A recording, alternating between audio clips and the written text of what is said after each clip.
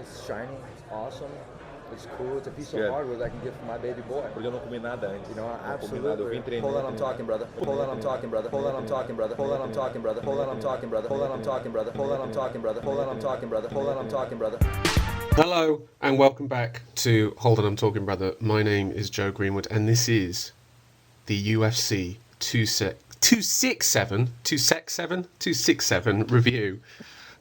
Teixeira versus Blachowicz. My voice is already creaking. We're a mess over here. What a card, I will say. And we will get into it in just a moment. But first of all, I need to introduce you to my co-host. The leech to my Khamzat, Tom Ballum. Tom, how are you? I'm great, Joe. It's good to get on here and talk about that card, because what a card it was. What a card it was, but never mind that. Let's talk about the big story in the world of MMA right now. Tom, the double nut shot. Have you seen it? Yes or no? Well, this carefully choreographed part of the pod here, I have not seen it, and just prior to coming on, you sent it over to me.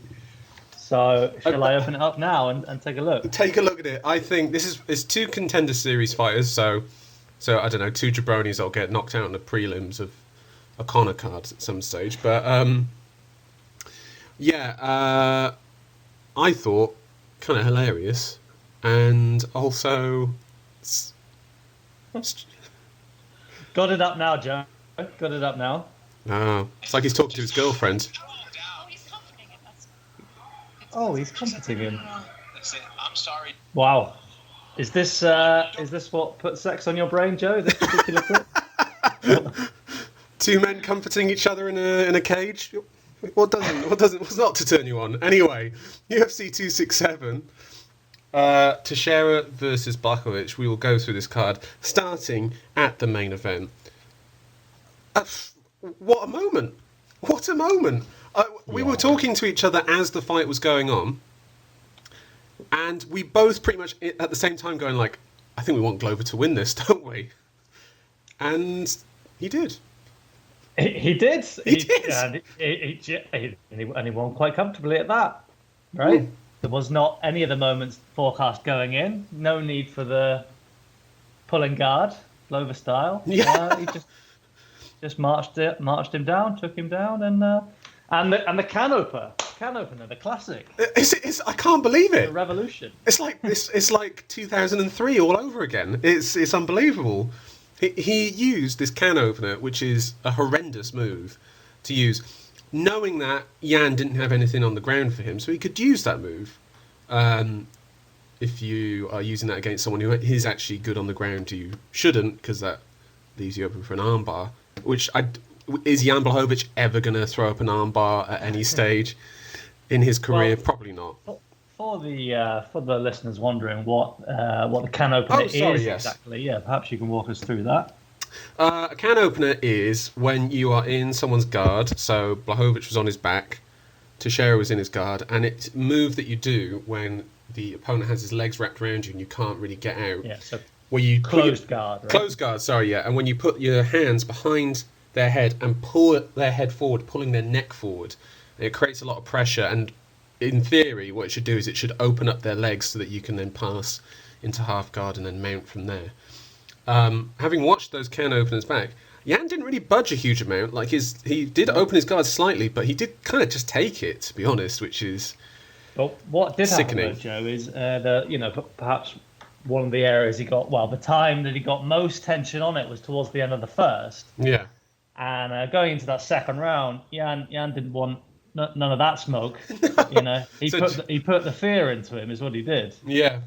And I do think that eased his path the next time they found the way to the mat, because there wasn't a lot of resistance coming from Jan. No. And there was almost a certain air of inevitability. Like in hindsight, he just breezed through him, took the back, flattened him out, and job's a good one. Yeah, it was quite something, because I think something must have happened. I think it's been kind of hinted at that Jan was not in a good state. You could almost say he was in a sedate sort of manner. we'll get to Making that. reference to wow, Joe. I mean, this is some hot news right now. My cat is accompanying us. Oh, right. Yeah, sorry. Let's just finish Jan Glover and then we'll get to your cat, which I know you're very excited about. Kind of like everyone's aunt who is a widow. Glover, when he finally got to the back, Jan just gave it up very quickly. And I think because Jan probably just knew he just didn't have it in him, maybe. I don't know. Like, it seems like there was something up with him, which I don't think is ever really an excuse because every fighter has something going on with them going into a fight. But fucking hell, what a moment for Glover. I mean, I don't think his run is going to be very long, sadly. Although this is the least amount of damage I think he's ever taken in a fight, which is really something. What next for Glover Teixeira other than the world's scariest barista, Yuri Prochazka? Did you see him in the crowds the other day? I did. Looking jacked. He looks like a monster, doesn't he? Yes. He is definitely built like a heavyweight champion in waiting. Heavyweight champion in waiting. I think that's probably it, isn't it, for Glover? He needs to face him next, and then go from there. Yes, in the absence of somebody else really staking a claim there.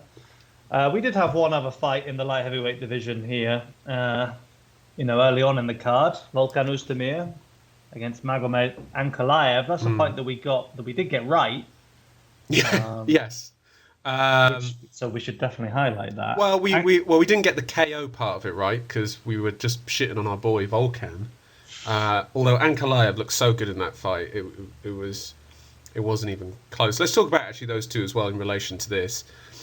I'll lay it out there for you, my sort of lining up of the fighters. I would go with. This is our light heavyweight title picture right now. Yeah. This is what I would go with the order. I would go Prochazka, Glover. I would have Ankalaev, Rakic, and you can do that now because Anthony Smith has pulled out of his fight with Rakic, a rematch that was definitely needed for some bizarre reason. They were doing that again, and now I would do Anthony Smith versus Jan Blachowicz.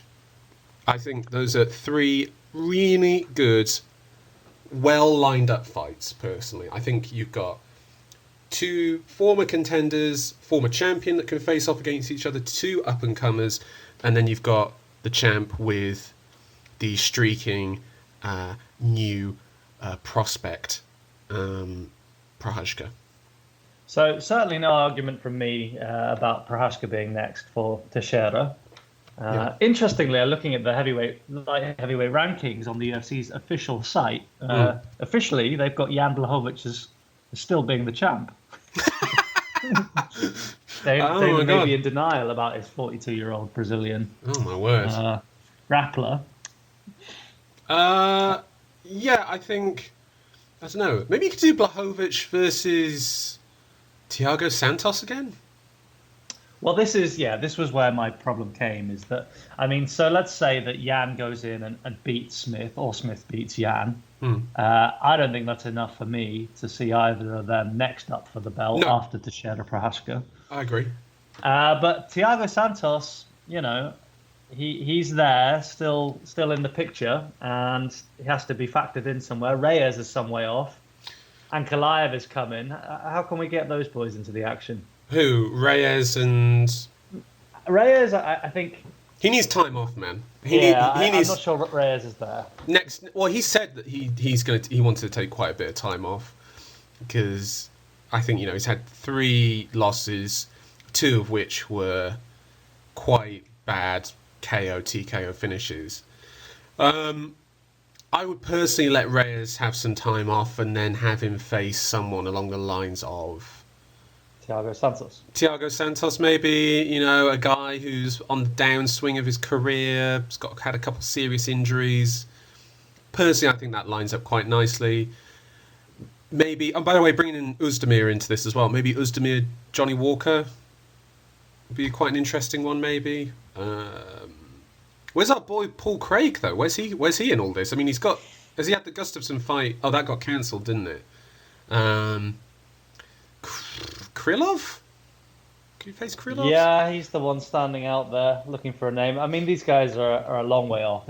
How are we going to get Ankalaev into this picture, Joe? Facing Rakic, they face the winner of Teixeira, Prohajka. Have them on the undercard of that. You know, I'm always a big fan of that. The undercard, next contender. Yeah.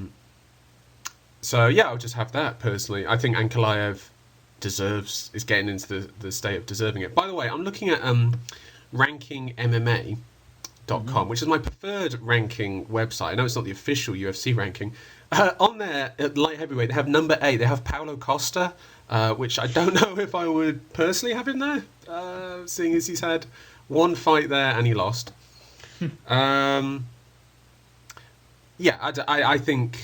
I think there's some nice sort of linking up there of fighters. Personally, talking about Paulo Costa, by the way, I think he should just stay at light heavyweight. And actually, maybe Ustamir would be a good one for him. Paulo Costa versus Ustamir. Some interesting stuff there. Light heavyweight obviously is quite a thin division, but there's some interesting stuff there in my mind. Because you could go as well, Rakic, Blachowicz, and Ankalaev slotting in there against Smith. That's true. And then what? Give them a little bit more time before they face each other before a title fight? See me as these are the two, like hot young things coming through. What do you think Eastern is Europe's baddest men? What do you think is the minimum amount of wins you need before you can have a title shot if you're ranked? So are we talking about a streak, or are we talking about UFC wins? So I'm looking at Rakic here. In his last 3 fights, he beat Thiago Santos, he beat Anthony Smith, and he lost to Volkan Ustamir. On a split decision. On a split decision, yes. But do you think he needs a 3rd, 4th win because of that loss? I think if he went out there and put it on a guy like Ankalaev or Blachowicz, he's got to be next. Okay, so then what? You'd go Ankalaev versus Smith, and then the winner of that faces the loser of Rakic Blachowicz. Yes, but then also Ankalaev beating Smith gets him in that picture. I mean, I'm not thinking there's anything egregious in who goes first. It's just how it matches up with injuries and recovery times. Of course. And I maybe prefer that option, just to delay the likely meeting of Rakic and Ankalaev later. Yeah. You got to goes 14-2 in Rakic. Lost that one split decision in the UFC, but apart from that, I think he's 7 or 8 fights. And Ankalaev, of course, his one loss was that last second defeat to Paul Craig. So again, you can say, well, that's the title fight in 2. What? Paul Craig? The rematch. Paul. Yeah. I think that there's some nice booking there, personally. Anyway, speaking of nice booking, bantamweight title fight. Petr Yan defeats Corey Sandhagen by decision. 2 points for your boy Joe Greenwood there. That was the definitive one that kept you with the belt. The knockout blow, kept you at range, and then just pulled away in the last round there. What do you say about Petr Yan? I mean, he's a phenom in my mind. Like, nearly all of his fights go the same way. Of like, first round he loses, and he almost loses deliberately because he wants to see what you've got, and then he's going to have what he does, and then he's got his counters to what you do.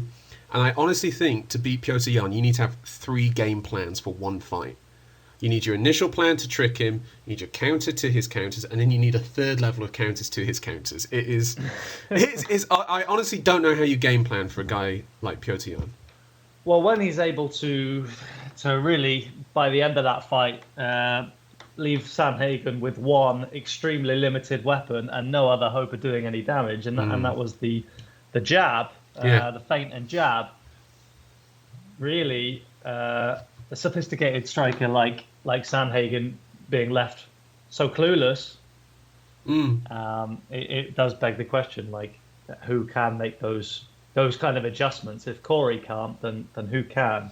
And I think one of the things we were discussing coming into this now, after that quite definitive showing, is, how far can Petr Yan go? I think we could be looking at the guy who's at the top of the mountain for a while. I think he could be that dude, a GSP Anderson Silva like run. It's truly remarkable when we look at the quality in that division. Yeah. The absolute top tier opponents. As we've said before, the hottest division in the UFC. Yeah. And now we're talking about a man who might dominate at that high level. Really remarkable. Well, who in that division do you think has got a game plan that can maybe beat him? I mean, maybe Dvalishvili?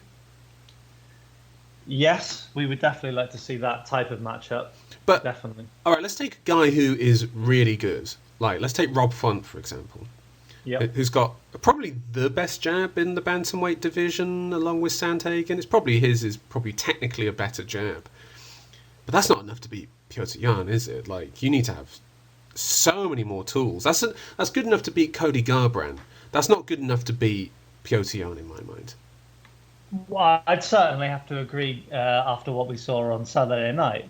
But I think the interesting factor with Rob Font is, of course, he's able to do considerably more damage with that. That's true, yeah. That's true.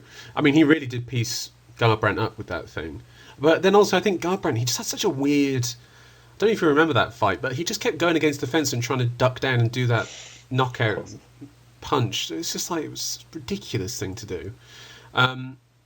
But yeah, Yan I thought was spectacular. And just the speed he was able to put on him in the third, fourth and fifth rounds. And then you look at that finishing combo, you know, the 1-2 with the spinning wheel kick at the end. At the end of the fifth round fight. He was really building in a full tapestry of techniques by the end there. He was, once he had neutralised Corey, he was styling on him. Remarkable. And the thing is, Corey fought a great fight.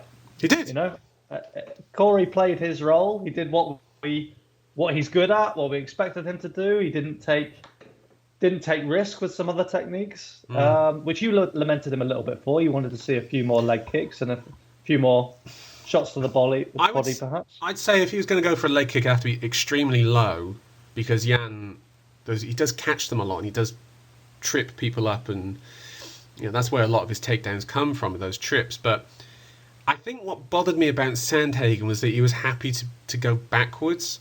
And I know that a part of that is also Yan is dominating him and his footwork is pushing him backwards.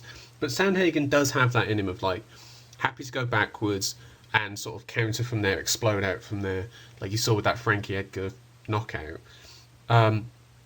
I just think that in a championship fight, in a 5-round main event, against guys like TJ Dillashaw and Petr Yan, you can't do that for the majority of the fight because it just will not win you rounds.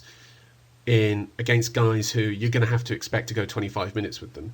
Chances are you're not going to be able to get Petr Yan out of there.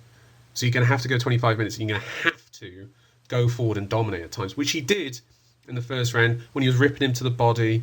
You know, he was hitting those knees. He hit a lovely sort of Cowboy Cerrone style intercepting knee at one stage as well, which I thought was just really lovely. But there's just something a little bit off with his game planning against some of these guys that I think maybe if he took a step forward instead of a step back at times, he would probably maybe have won a round. He would have beat Dillashaw, I think, on the judges' scorecards then. Well, yeah, I mean, you did raise this point during the fight that he can't afford to fight in that style when it's going to go to the judges' scorecards, and you referenced the Dillashaw fight where, of course, you're right. But you know, I think most viewers, most fans of the game, they felt that Corey did win that fight and it was poorly judged. You know, the result should have gone for Corey. Yeah. Of course, you're right. He's taking a risk in fighting on the back foot when it is being scored by judges.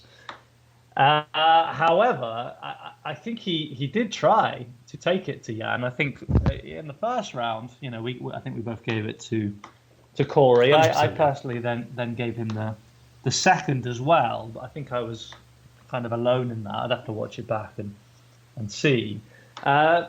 But, you know, Yan really found an answer to that game of Corey's in the first. I don't think it was a change in Sandhagen. I don't think he was willing to accept that.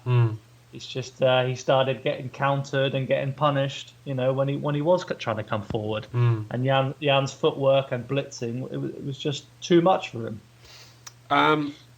What's next for Petr Yan? It has to be, I guess we have to deal with this Aljamain Sterling issue. You know, the sooner we can move past it, the better, right? So I think that fight does have to happen. And then, of course, you're looking at TJ Dillashaw, Rob Font, and in an ideal scenario, Henry Cejudo getting coaxed back at some stage, especially if Jan goes on to be dominant and put these guys away. I think, I agree with that. But I think probably by Jan's output, and by the way, Jan, he started around about the same time as Israel Adesanya in the UFC, and he got to a title fight about the same speed as Israel Adesanya. It wasn't as built up the same way because there's obvious reasons why he's, English isn't his first language, and, he doesn't even have English as a second language, really. Oof. And, he doesn't, though. Is this Joe Greenwood lining up a potential matchup with Petr Yan in the future? No, what I'm saying, just in terms of like a promotional aspect of him, I think he's hilarious personally. I love his Twitter and trash talk. The Sterling fight kind of has to happen. I probably expect it to happen in February or March, maybe. I just kind of want to see a conclusion to that. Even if it is the case that Aljamain Sterling wins the rematch, if he does, I'm just saying if he does, I just want an end. I just want an end to this because it's going to be coming up to a year at that point, and frankly, it's a year wherein one of them has earned all the credit despite being at fault, and the other one has made themselves look like a complete arsehole in all this, in my mind. So, anyway, whatever. Corey Sandhagen, who do you have him face next? Well, there's really no break at the top of the division there, as we've already referenced. You've got some real killers up there. I'm sure he would like a matchup like Jose Aldo. I think he would welcome that. I guess that would then leave... Do we have a matchup for Dillashaw yet? Is he going forwards against Rob Font? Who? Dillashaw? No, it's Aldo versus Rob Font. It is Aldo versus Rob Font. Okay. Yeah. By the way, I'm just going through here. All the bantamweights are matched up except for Marlon Moraes and Duvashvili. Now, maybe you can book the rematch there. I think I'd rather have the rematch for Corey there in that fight than have to face Duvashvili after these few losses, because I don't know. I feel like that's a fight that should be happening at the biggest possible point rather than just given away as a 3-round fight on an undercard somewhere. I guess you might have a potential candidate after their Edgar fight. Yeah, could do. That'd be a good shout. Maybe O'Malley, if he gets past whoever. Who's he facing? Piver, Howlian Piver. Yeah, who's fresh off a big win of his own. Yeah, look, I'm literally going all the way down. Song Yadong is booked. Kyler Phillips is booked. Cody Staman's booked. Ricky Simone's booked. Dominic Cruz is booked. I'm looking here at... Where's Barcelos? Oh, what a shout. He's booked against Trevin Jones. What the fuck, dude? It's he's not in the rankings. I know. They've got him on 22 at rankingmma.com. Not a sponsor, but I am just putting it out there. That can change. Inbox us. Yanez is booked. Chris Gutierrez, maybe? I don't know. Maybe Nathaniel Woods. I mean, just get him down against a guy to start building him back up to get him like a 3-4 fight win streak. He's had 2 losses in a row. He's going to need to get 4 fights before he gets to a title shot, I think. God, there's Valiev as well. Timur Valiev. I think Valiev is not booked. Valiev may be a good show. God, Joe, this division is... It's unbelievable, isn't it? It's crazy. Could he face maybe Casey Kenny, someone like that? God, there's so many matchups. How many guys can you line up in this division? Saeed Nurmagomedov, Alejandro Perez. He's a good fighter as well. Certainly is. Yeah, I'm literally going down here, all the way, getting down to like the Eddie Winelands now, and that's like near 50 on this. Oh, it's like finally a bum. 50 fights in. Randy Costa. He's actually booked. Sorry, he's actually booked. So we can't have him. And Yanez? Yeah, Yanez is booked. Yeah. By the way, on this website here, they have 78 active bantamweights, according to this. And then you've got guys like, obviously, Uriah Faber, who haven't fought for a long time but aren't officially retired. Rafael Assunção, who hasn't fought for a while, but he's got a fight against Ricky Simone. So, yeah, it's a stacked division. I think there's some guys in there who are going to win some fights that you could maybe line him up with later down the line. A Pedro Munoz, maybe, someone like that. Anyway, enough about how great bantamweight is. Let's talk about the jewel in the crown of the UFC, the lightweight division. Islam Makhachev showing mercy on Dan Hooker and putting him in a Kimura. Did you see Khabib telling Makhachev what to do with the Kimura? Nope. It happened right in front of him, and Khabib started yelling, "Put your foot over his head so you can crank the Kimura in." And he did that. And some people have said, "Oh, how come he didn't know what to do?" and blah, blah, blah. He's in the middle of a fight, and he's in front of his coach, and his coach has seen for something to do. His coach should tell him to do that, no? Yeah, absolutely. Yeah, I think that just makes sense to me. I mean, sorry, are we saying this is illegal coaching? Or No. People are saying like, Makhachev can't be that good if he had to be told that, and it's like that's ridiculous. Totally bizarre. So I mean, there are plenty of coaches who shout at their fighters like they're playing PlayStation or something like that. Exactly. Yeah, well, you saw it. There's, do you remember that? Anthony Smith was a Glover Teixeira. Do you remember that fight? Head movement. Well, do you remember the Teixeira-Smith fight, which was, I think, was the third COVID show, where Smith had some dentistry work done on him? But do you remember that fight? I do, yeah. But Smith's coach was yelling jab endlessly for the first 2 rounds, and Smith did it every single time. And then by the 3rd round, he was exhausted because he just listened to him yelling jab over and over again, and throwing combos. Gotta watch that stamina bar. Yeah, exactly. But also, there was an interesting part with the Khabib coach and Makhachev thing. When he had the Kimura and he had it in deep, Khabib apparently said to him, "Don't break his arm." And he was just like, "Don't break his arm." They were showing mercy on him. And we were talking about this at the time when Hooker seemed a bit pissed off. Apparently, he was pissed off at the referee for not stopping it sooner. Because he had yelled stop. Yeah. And the ref was in the wrong position to hear, and basically the Kimura was a bit too long. So I think Hooker was pissed at that, which I think is fair. Well, for sure. I mean, when I was watching the replay, he had both his arms, obviously the Kimura being torqued, and his other arm was trapped underneath his body. I was wondering, apart from a verbal tap, what can the man do? Yeah. And it seemed totally absurd that we thought maybe he didn't want it to be stopped. So it's a tragic outcome if Hooker breaks his arm there. That's really, then it becomes a loss, a bigger loss for him. Yeah, exactly. And it's, of course, we need the refs to go and stop them from taking unnecessary damage. And Makhachev said that he heard Hooker yelling stop, so he himself stopped cranking it. What's next for Makhachev, do you think? One more, and then the belt? Loser of the title fight? Or Gaethje Chandler winner? Or Chiesa. Chiesa? Yes. What, Michael Chiesa at lightweight again? Sorry. You got a complete brain fart there, didn't you? I had a... You were thinking of Khamzat. Inspired by DC or Paul Felder commentary. Yeah. I'm already... you can tell where my mind is leaning already. All right. I'll just throw this out there. I think Makhachev should fight Beneil Dariush. That is my... Because Dariush is still... He's ranked up there. How are you going to do Dariush like that? How are you going to do him like that? If you want to be a... Surely, Joe, we have got some guys who have been not coasting.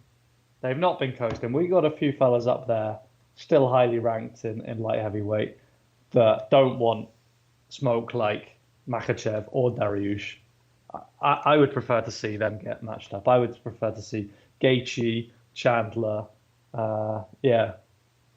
Okay, fair enough. Taiboro versus Volkov, heavyweight dross in the middle of the card. Not really much to say about either of that. Don't particularly care about who they fight next. Well, the one talking point from that fight is what was Volkov doing in the second round? That was weird, wasn't it? Was it the strategy to chuck that round? Or I don't know, but save himself for the third and then just cruise. I just don't understand. Yeah, I mean, he fought so differently. Surely you'd want to bank the second round and do damage to your opponent to the point and knacker him to the point where he couldn't knock you out in the third round. He's more likely to knock you out in the second at heavyweight. that's how it goes. Obviously, the chances of knockouts get reduced the further it goes on. So, I don't know, just a weird fight. Yeah, not particularly interested in who they fight next. No, I'm not. Like, it's stodge, isn't it? It's just a bit of stodge in the middle of the card. But let's talk about the main event. Khamzat Chimaev manhandling the Leech. I honestly couldn't believe it. Well, neither of us could. We were screaming on the phone to each other as we were watching this. Fuck me, man.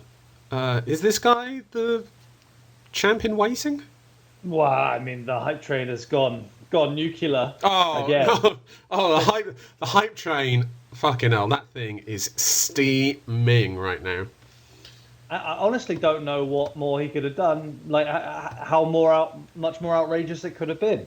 The fashion in which he beat the Leech.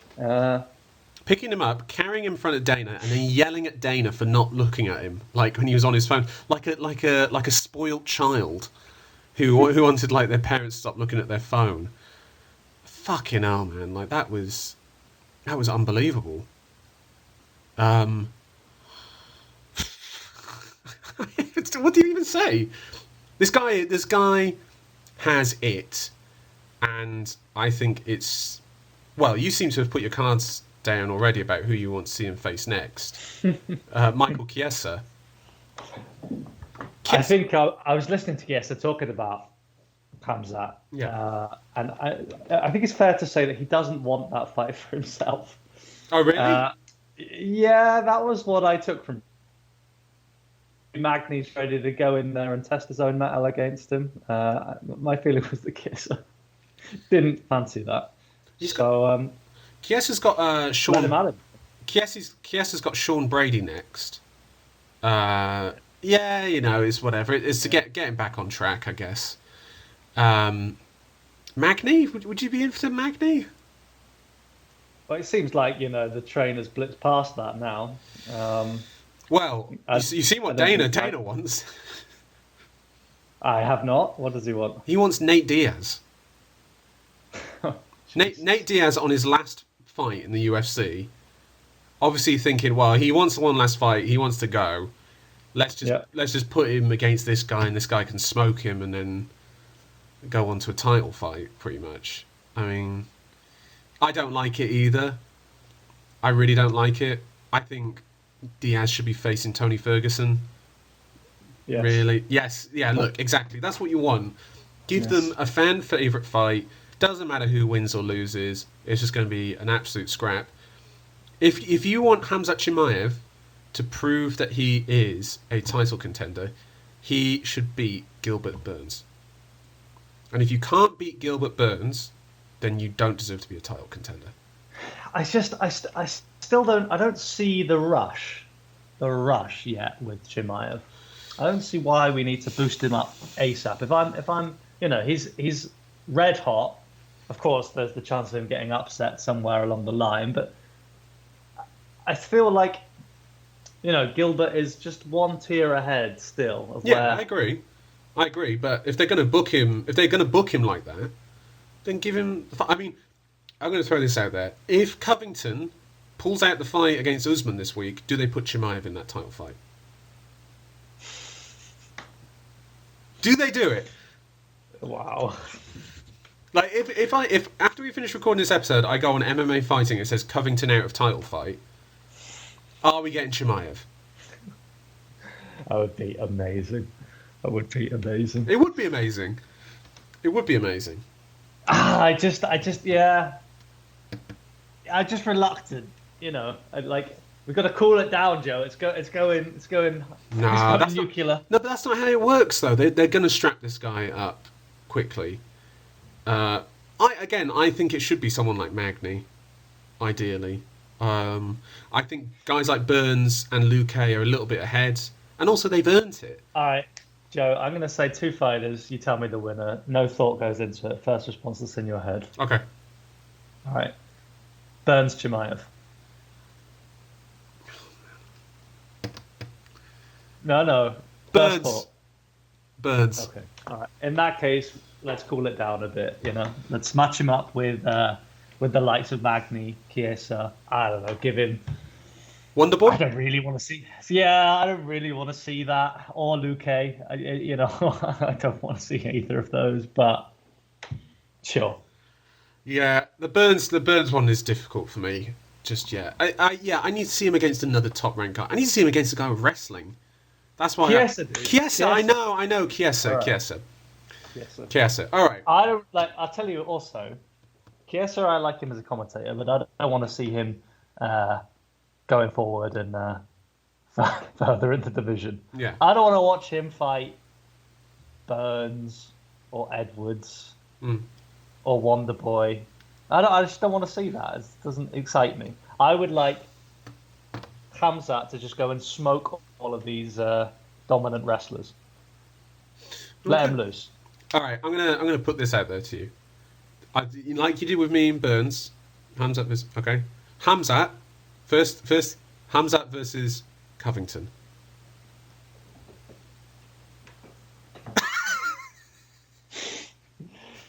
You see the thing with that's not one word. That's not one word. Just answer the fucking question. I mean, Joe the Train. I'm going Chimaev. I'm in. Oh my god. Do you know, by the way, it's the agony so absurd. The agony of... I know it is absurd, but you have to pick it, don't you? Well, after what we've seen, I mean, All right, let's wrap this up. Let's go prelims. Oh, by the way, Leach. Sorry, bro. Anyway, prelims. Hebas defeats Jandriboba. Terrible. Was that fight of the night for you? No. It was a decent enough fight. Tugov defeats Ricardo Ramos. It was a decent enough fight. Duraev defeats Kopylov by decision. And then the most controversial fight of the night, Elizu Zaleski dos Santos defeats Benoit Saint Denis in his debut fight in the promotion. Did you see this fight? No, Joe, I haven't been able to get there. Pretty disgraceful refereeing decision. The performance, I should say, where it should have been stopped. I mean, when the final scores... By the way, Dos Santos had a point taken away for a low blow in the third round, and the final scorecards were all 29-26. It was a brutal 10-8 round in the second, where Saint-Denis was basically out on his feet and the ref just let it go. There was a weird eye poke thing as well, where Dos Santos' finger went in the eye, and... the referee's said to Saint-Denis, "Are you all right?" And Saint-Denis said, "I can't see out the eye." And then the referee said, "All right, let's fight, let's go." It was very weird, and you could see him going "Fucking hell, mate, give me a second." According to Grabanka Hitman on Twitter, he's seen this guy referee a lot of Russian MMA fights and is very much no mercy. So, and he was supposed to referee Ankalaev versus Ustamir and was taken off of it. It was a disgraceful referee's performance to the point where Felder and Cormier was screaming, "Stop the fight!" in the middle of it. They went full Dan Hardy, and Cormier was commentating and saying, "I'm looking at Mark Goddard and he's looking at me and he can't believe what he's seeing." It was that bad. So anyway, that's the end of the episode. It's not actually. Tom, your cat. Break it down for me. Well, we've had listeners flooding in with their concerns, which is welcome. So what I think may have happened to my cat, he is much like Jan Blachowicz probably right now. He's in a period of contemplation about what has happened to him. Joe, what happened? And I did not know this happened to cats, but this morning he had to go in and have his anal glands massaged. And he has had this look on his face ever since and has not moved a whole lot. So to say he's moody would be an understatement. Why did he need them massaged? It was a maverick call from the vet. It's very necessary apparently. Were they wearing leather gear? Well, we weren't allowed to be in the room, so it's some questions to be asked there. But no, I believe it's bothering him. He uses it to facilitate movements, apparently. We've been there. He has a bit of lubrication to help the process, and if sometimes when it's backfiring, it can bother him, and then he bites his own tail, which I've not seen, but my partner's very concerned about. Yeah. So, yeah, and I hope you're doing all right out there, buddy. And like my cat, I hope you get back to your best soon. Yeah.